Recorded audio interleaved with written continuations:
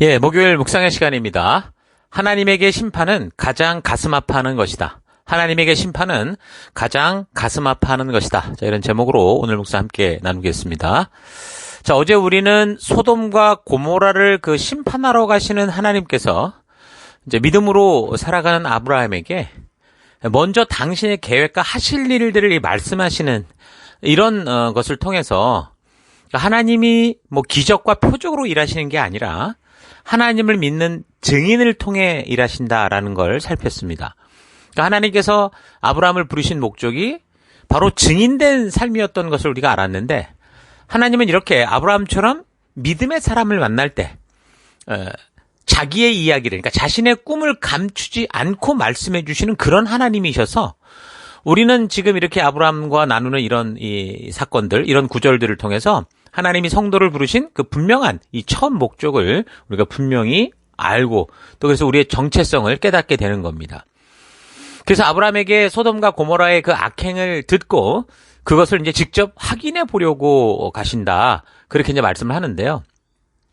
우리는 이제 이 사건을 통해서 하나님이 직접 보기 전에는 잘 알지 못해서 당신이 직접 확인하러 가느냐, 전지전능한 분이 아니냐, 이게 아니라 하나님께서 지금 당신의 기분에 따라 막 이렇게 심판을 하는 분이 아니라, 사람을 당연히 심판하셔야 할 때도 하나님은 전능하셔서 모든 것을 아심에도 불구하고 직접 확인하고 또 재분별하여 결정하실 정도로, 그러니까 얼마나 이 심판에서 아주 정말 신중하게 세상과 각 사람의 심판을 그렇게 고려하고 모든 걸 잘 분별하고 그리고 행하시는 분이다라는 걸 알 수 있는 거죠. 그러니까 쉽게 심판을 행하시는 분이 아니라, 내 기분과 감정과 내 뜻에 안 맞는다고 무조건 칼을 휘두르시는 분이 아니라, 이게 너무나 확실함에도 불구하고 또다시 확인하고 다시 확인해 주시는 하나님이라는 거죠. 그래서 하나님은 한 영혼을 파리목숨처럼 여기는 분이 아니고요, 너무너무 소중히 여기는 분, 아주 귀하게 여기시는 하나님이십니다. 자, 이런 사실을 잊지 마시고, 우리도 이 시대에 좀 진정한 이 인권, 요즘 소수인권, 이 인권이라는 게 정말 하나님께서 주신 하나님의 백성으로서의 권리가 오늘 우리의 삶에서도 바르게 이루어질 수 있도록 힘쓰는 그런 삶을 살아가야 되는 겁니다. 자기의 욕심과 욕정과 이 정욕과 이 욕정을 풀기 위한 어떤 동성애자들의 그런 요구와 같이 무슨 소수인권, 이게 아니고 하나님이 진정으로 창조주로서 우리에게 주신 그 인권, 사람으로 살아갈 권리를 우리가 지켜가야 되는 거죠. 가장 먼저 우리 주변에서 우리와 함께하는 그 누구라도 우리 서로가 함께 힘을 모아서 소홀히 여김을 받는 일이 없도록 그렇게 애써야 합니다. 왜냐면 우리는 사람들의 삶은 쉽게 그 사람의 겉모습을 보고 판단을 하잖아요. 이 사람이 속이 어떠냐보다도 속이 어떠냐가 아니라 뭘 입고 있느냐, 겉이 번지르하냐 아니냐, 이런 걸 갖고 판단을 하고, 또 잠깐의 만남을 통해 그냥 느끼게 된 것들을 가지고 그냥 기준 삼아서 판단을 하고, 그러다 보면 자꾸 사람들이 시간이 흘러갈수록 그렇게 이제 자기가 소홀히 보게 되는 사람들은 어떻게 됩니까? 소중히 여기는 게 아니라 그냥 이게 쉽게 여기죠. 그런 교만의 함정에 빠지기 쉽다는 겁니다. 그래서 우리는 이런 소돔과 고모라의 심판의 이런 과정들을 보면서 하나님께서 얼마나 인권을 소중히 여기시고 어떤 생명이든지 함부로 대하지 않으시는 분이다라는 이 사실을 잘 기억해서 우리의 삶 속에서도 다른 한 사람 한 사람을 대할 때 굉장히 소중하게, 바르게 하나님이 창조하신 인격으로 이렇게 대할 필요가 있다는 겁니다. 또한 더불어 한 생명이 소중하지만, 그러나 끝까지 자기 욕심을 고집하고 하나님의 뜻이 아닌 대로 욕심을 부리고 욕망을 부리고 욕정대로 살아가는 것도 그냥 인정하는, 그거는 아니라는 걸 잘 기억하십시오. 어떤 한계가 찰 때 너무도 단호하게 심판하시는 하나님을 우리가 좀 보게 되잖아요. 그러니까 분명한 기준이 있다라는 겁니다. 그러니까 기준 없이 무조건 아무나 다 용납하고 그들의 행위를 인정해주라, 그런 게 아니라는 거죠. 자, 소돔과 고모라에는 이전에 그렇게 전쟁에 휘말려 죽을 뻔하다가 아브라함을 통해 구출받은 조카 롯이 있었죠. 그런 전쟁의 그 위기를 통해서 사실 하나님의 기적적인 역사를 다시 체험하고서도 롯은 여전히 그냥 눈에 보이기 좋은 땅, 풍요로운 땅, 그 소돔과 고모라로 또 가서 살았습니다. 그만큼 세상적인 눈으로 볼 때 소돔과 고모라는 정말 살만한 조건, 아주 그냥 누구나 좋아하는 그런 조건들이 있었던 도시라는 거죠. 그러니까 소돔과 고모라는 롯이 처음 선택할 때 뭐라고 그랬습니까? 그 땅이 악하였고 하나님의 뜻을 거슬러 온갖 죄를 짓는 땅이었다라는 것을 어떻게 보면은 이 세상 문화가 너무 발달했다는 걸 알고 있었음에도 그냥 그가 겉으로 볼 때는 어땠어요? 여호와의 동산 같고 풍요로운 그 이집트 땅과 같아 보였다. 그렇게 얘기했죠. 그래서 거기로 간 겁니다. 그만큼 소돔과 고모라는 뭐 자연적으로도 그 혜택을 많이 받는 도시였을 것이고, 또한 그 도시 옆을 지나가는 무역로, 그 왕의 대로가 있었기 때문에 그 왕의 대로로 무역을 하는 사람들이 많이 다녔기 때문에 그 도시는 많은 부를 축적할 수 있었던 것입니다. 마치 오늘날 뭐 라스베가스나 뭐 여기 멜번처럼 여러 지리적 경제적으로 좋은 나라와 도시들과 같은 그런 모습이었다라는 거죠. 그래서 롯도 아브라함으로 인해 구원을 그렇게 겨우 얻어놓고서도 또다시 그 풍요로워 보이고 살기 편한 그 땅으로 가버리는 겁니다. 그 전쟁이 벌어져서 포로로 잡혀가다가 그렇게 죽음을 넘긴 지 불과 15년 정도도 지나지 않았는데, 그 이제 소돔과 고모라 도시는 또 발전을 했고 또 풍요로워지면서 이제 여러 가지로 타락을 하고 총체적으로 아주 급속하게 부패해진 겁니다. 그 전에 메소포타미아 연합군이 짓밟았을 때는 아마도 그건 하나님의 심판에 대한 경고라고 보이는데요.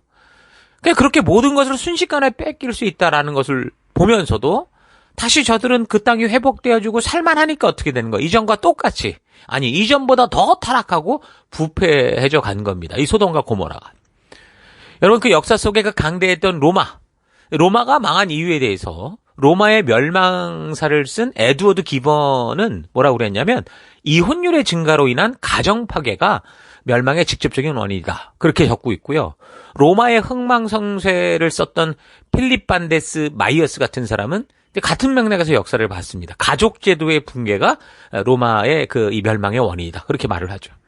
가정이라는 게 뭡니까?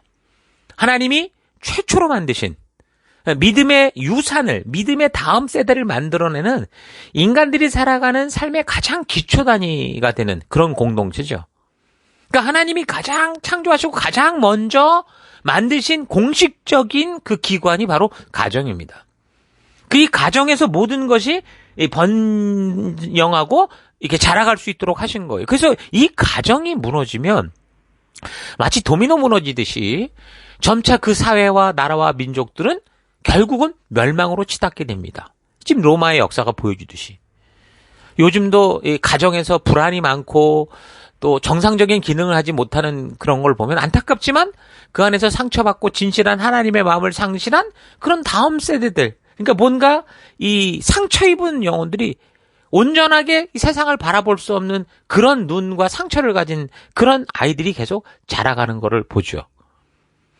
그러나 그래서 더 하나님의 은혜를 구하는 삶을 살기도 하는데요. 근데 가정이 무너지면 정말 이게 그 가정의 분위기가 그 다음 세대에게, 그 자녀들에게, 또 그 후손들에게 계속 그런 어떤 분위기가 흘러가고 그 고통스러운 이 영향력, 쓴뿌리가 계속 흘러가는 그런 이것은 사실이라는 거죠. 그래서 우리는 이 가정을 잘 지켜야 되는데, 이 로마 시대의 가정 같은 경우도 이 파괴되면서 어떤 게 있었냐면 귀족들, 이 지도층들의 도덕적 타락이 굉장히 심각해졌습니다. 그러니까 근친상 간의 문제, 동성애 문제, 소아성애 문제, 강간, 이런 거 아주 심각한 문제였고, 거기에 이제 노예들이 많았으니까 힘없는 사람들, 이제 더불어서 노인들이나 그렇게 연약한 사람들을 멸시하는 그런 문화였고요. 그럼에도 불구하고 로마의 지도자들, 그 황제들은 어떻게 했습니까? 백성들의 관심을 유흥과 향락으로 돌려서 콜로세움 같은 걸 지어놓고 잔인한 격투 장면을 보여주면서, 그러니까 국민들로 하여금 도박과 사행성 게임에 빠져들게 해서 현실을 똑바로 보지 못하고 자기들이 즐기고 원하고 욕심과 욕망대로 사는 그런 분위기를 조성했다는 거죠. 또한 그 시대에 목욕탕이 난립했는데 그 목욕탕이 그냥 목욕하는 게 아닙니다. 거기에는 매춘부들이 항상 있었고, 그러니까 매춘이 일반화된 그런 장소였다라는 거죠. 뭐 삶에 있어서는 온갖 사치와 향락이 판을 쳤죠. 워낙 그 부자 나라였었기 때문에 귀족들 같은 경우 당나귀 우유로 목욕을 했다고죠. 그래서 귀족 부인들이 여행을 가면 당나귀도 막 10여 마리씩 끌고 다니는 거예요. 또한 오늘날 같은 이 먹방 문화, 그러니까 음식에 대한 식탐 문화가 이제 증가하다 보니까 귀족 중에는 그 음식을 먹고 즐기고 싶어서, 더 먹고 싶어서 먹다가 배가 차면 노예 중에 그 귀족에게 쉽게 토하도록 만드는 그런 노예까지 줄 정도의 그런 문화였다라는 겁니다. 그러니까 총체적으로 가난하고 어렵게 사는 사람들에게 뭔가 관심이 쏠려지는 게 아니라 전부 있는 자, 가진 자들의 어떤 중심의 사회가 됐고, 그리고 또 가진 자들이 욕심대로 욕망껏 살다 보니까, 그러니까 가장 기초가 되는 가정조차도 온전할 수 없는 그런 문화가 됐다라는 거죠. 여러분, 가난하고 어렵게 사는 사람들은 사실 돈 걱정 없이 좀 풍요롭게 살아가는 그런 삶을 기대하고 참 간절히 소망하고 사실 그것을 열심히 애쓰고 있는 건 사실인데요.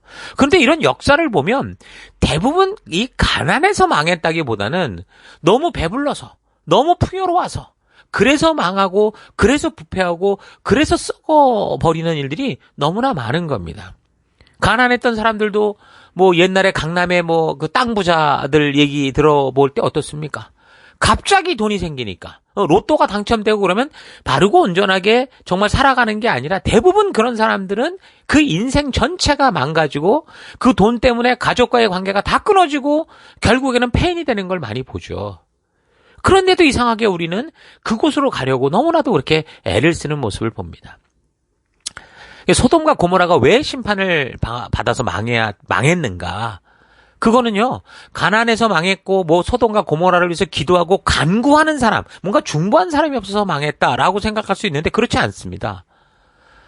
아브라함 같은 경우는 이 소돔과 고모라에 대한 하나님의 심판에 대한 소식을 듣고, 거기 이제 조카 롯이 있었기 때문에, 그래도 뭐, 롯은 하나님을 아는 자고, 그리고 또 그와 이제 또 교제하는 자들이 그러지 않을까 했었겠죠.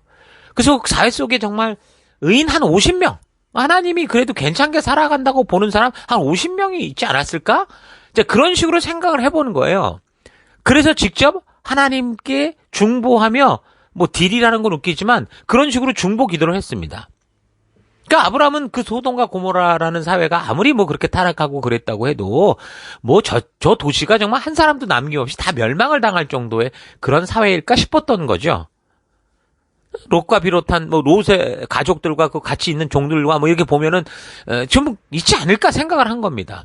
그래서 이제 의인 50명이 있으면 만약에 이 사람들은 죄가 없는데 그 도시의 분위기 때문에 이렇게 다 망하고 패망해버리면 그거 억울한 거 아닙니까? 이런 식으로 이제 하나님께 의견을 낸 거죠. 그러니까 하나님은 공의로운 하나님이니까 그런 식으로 해서 뭔가 좀 조카도 살려내고 그러려고 했던 것 같아요.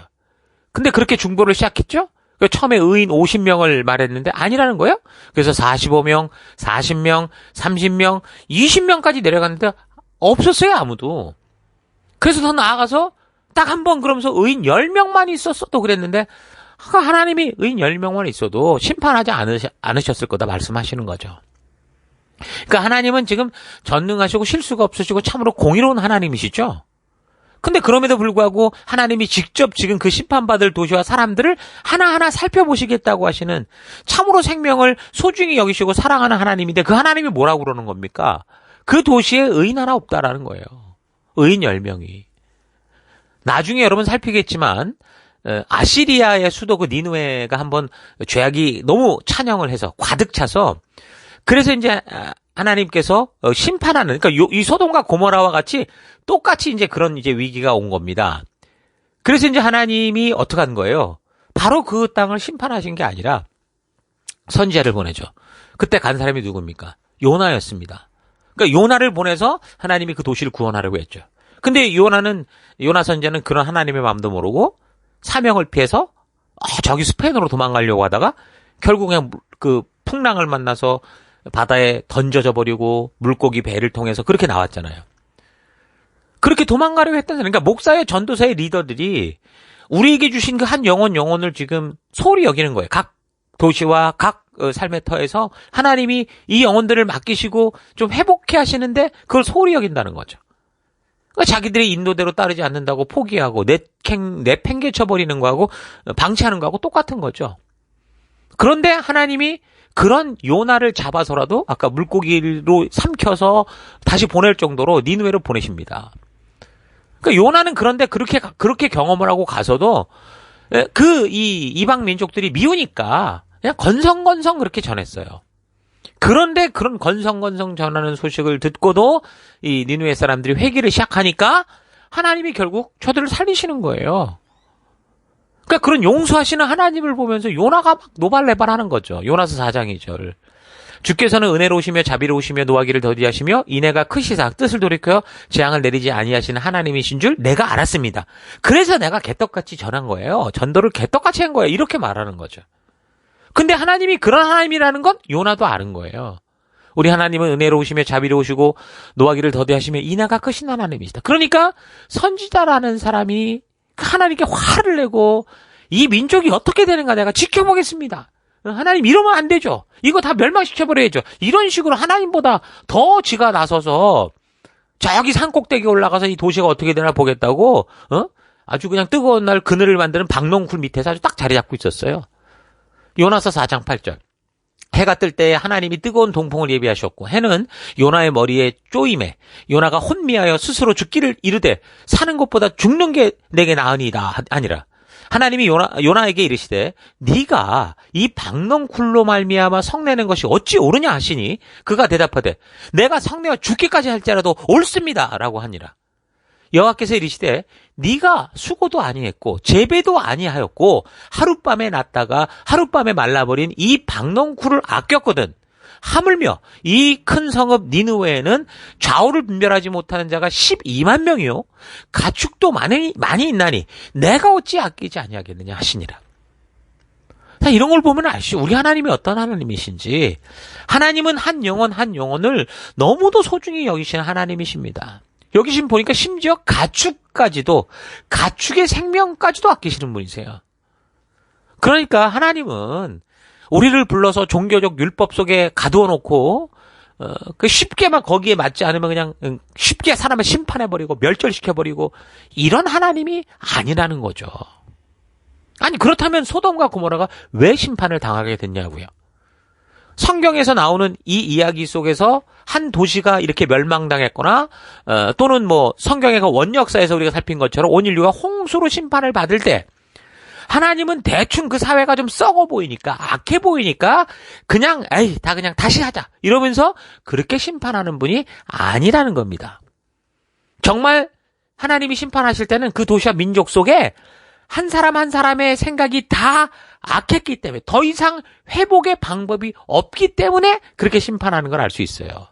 6장 5절 여호와께서 사람의 죄악이 세상에 가득함과 그의 마음으로 생각하는 모든 계획이 항상 악할 뿐임을 보시고 창세기 6장에 그렇게 말씀하시죠. 땅 위에 사람 지으셨음을 한탄하사 마음에 근심하시고 하나님이 기쁨을 가지고 지었던 이 사람들로 인해서 한탄할 정도 회복의 기회가 없는 그런 상태였다라는 거죠. 더불어 회개하고 돌이킬 생각이 전혀 없는 그래요. 악하게 살 수 있고 실수할 수 있고 욕심에 빠질 수 있겠죠. 그러나 돌이킬 수 있는 기회가 있으면 되는데 그럴 마음도 없는 사회였다라는 거예요. 요한일서 2장 9절 만일 우리가 우리 죄를 자백하면 저는 미쁘시고 의로우사 우리 죄를 사하시며 우리를 모든 불의에서 깨끗게 하실 것이요.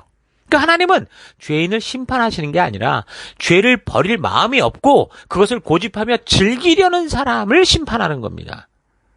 누구나 잘못된 길 실수할 수 있죠. 그러나 잘못된 길을 고집하며 살아가면 어떻게 되는 거예요? 심판에 이르게 되고 그 잘못된 길에서 회개하고 돌이켜 하나님이 부르신 약속의 자리로 다시 나아가서 그 부르심을 따라 산다면 하나님은 미쁘시고 신실하셔서 의로우시기 때문에 우리의 죄를 사하시고 모든 불의에서 우리를 깨끗게 하시는 분, 우리의 죄를 잊어주시고 다시 우리가 함께 하나님이 이루시고자 했던 그 나라를 이루어 가시는 분이다라는 겁니다.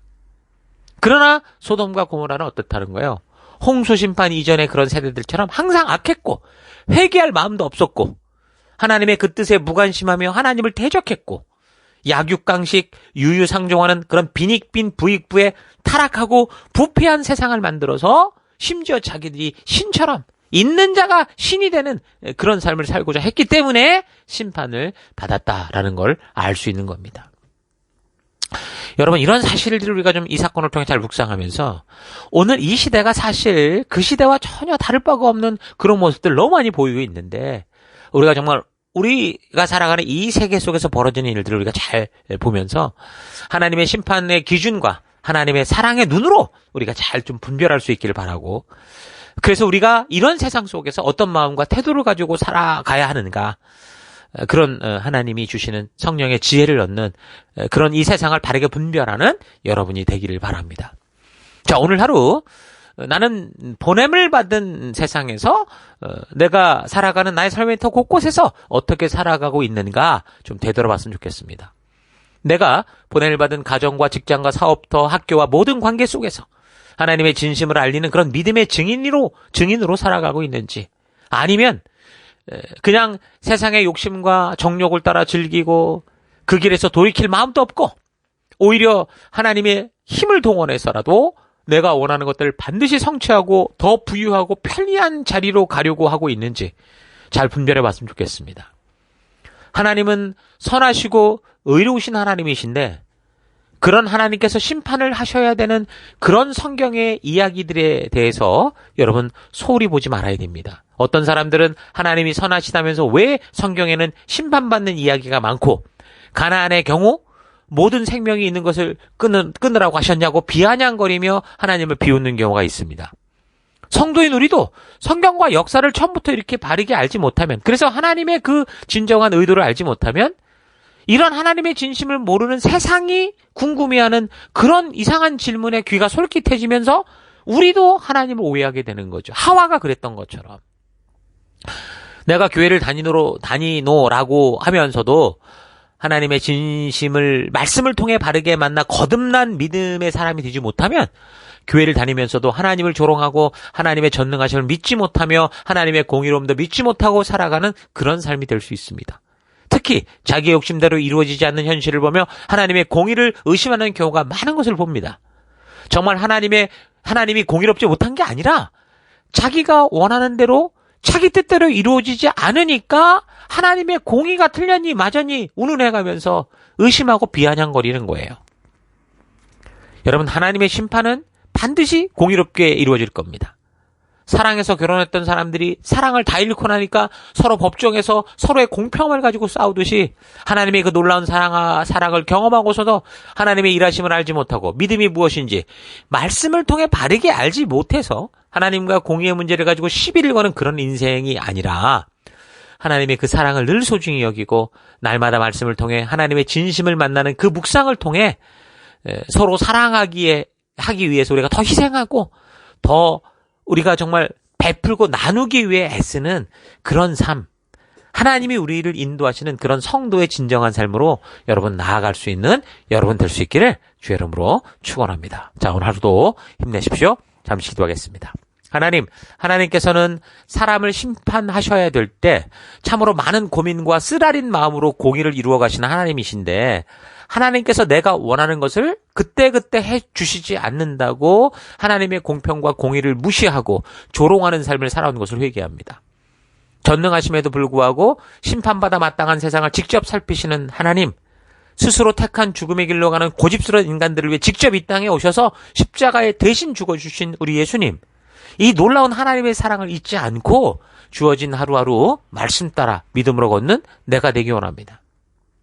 하나님이 심판해야 하나 하지 않아야 하나 하나님을 고민하게 하는 그런 인생이 아니라, 하나님이 아브라함에게 하시듯이 하나님께서 아브라함을 먼저 찾아가 만나고 더 많은 것을 알려주고 축복의 길로 인도해 주신 것처럼 하나님이 먼저 찾아와 나를 부르고 대화할 수 있는 그런 진정한 믿음의 삶 살아가기 원합니다.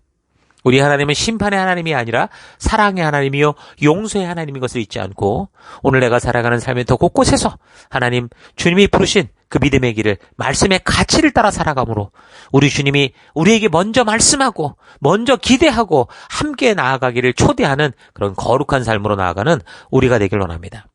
우리의 삶 속에 함께 해주시고 그런 길로 인도하신 하나님 감사드리고 예수님 이름으로 기도했습니다. 아멘.